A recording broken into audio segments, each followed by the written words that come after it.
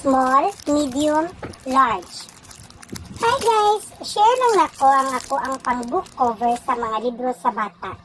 So, ang tawag ani self-adhesive transparent book cover, waterproof na sa di siya.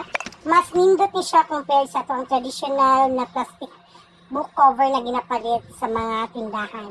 So, nindot ni siya kay dili na kinahanglan og scotch tape na pang pilit. Mas ligon po ni siya kay dili siya mag-crack kadugayan o gamit sa mga bata. Mas sturdy, mas limpyo po siya tanawon compared sa itong traditional na ginagamit na transparent cellophane. So, kung gusto ninyo ni siya, click lang sa yellow basket nga ako ang i-post. Okay, muna siya guys, mas limpyo siya tanawon, mas ligon po ang libro tanawon kung kani ang gamiton. Then, siya yung mga grano-grano. So, dili gid siya nipis. Limpyo gid kay siya, baga siya tanawon. Okay, mo na siya ang result. Murarag wala. So, palit na!